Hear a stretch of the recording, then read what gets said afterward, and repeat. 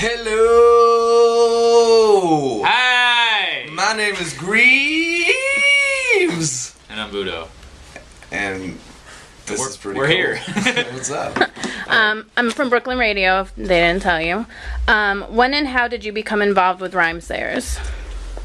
Either of you can answer whatever you want.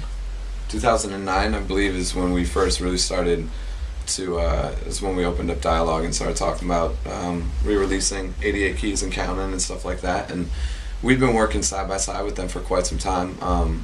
Just as far as like, you know, we were in the same path or we were on the same road, and those paths just kind of merged into each other, and it was good. It was like it just seemed right. Like we're two like-minded entities working together, you know, and we ended up fusing, and it was good. Nice. They have a very unique sounding collaborative of artists. Did this affect the chemistry on Together Apart?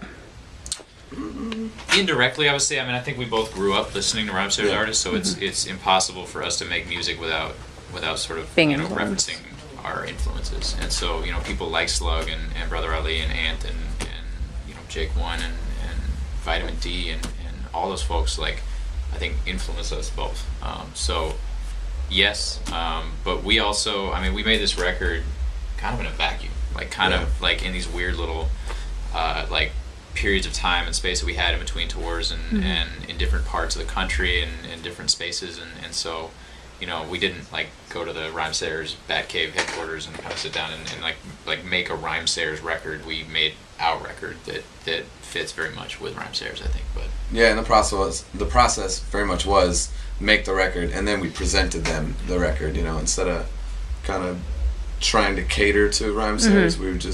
We're like, and they're like, sounds great, and we're like, woo. Nice. Is it correct that you wrote most of the album here in New York? And if so, how did the city inspire its sound? Pretty much wrote all of the record except for maybe 3 songs on the record here in New York. I think the way that this city probably inspired it is because I moved here pretty much to be closer to business, like to be closer to my manager and closer to Josh and closer to my agents and all that stuff. So I felt like when I was living here, I felt very much like submerged in what I am. Like it seemed like it was business kind of all the time. And I think that I would have those moments where I just kind of like snap and be like, ugh! And I'd like lock myself in my basement and just make music for like 2 days straight and like forget to eat and shit and just like go crazy. And I think that just like that there's so much going on in the city that sometimes I just don't know what to do at all. So I would just, yet again, just lock myself in the basement and make music. And that's a new way of being creative for me, like, which is kind of cool.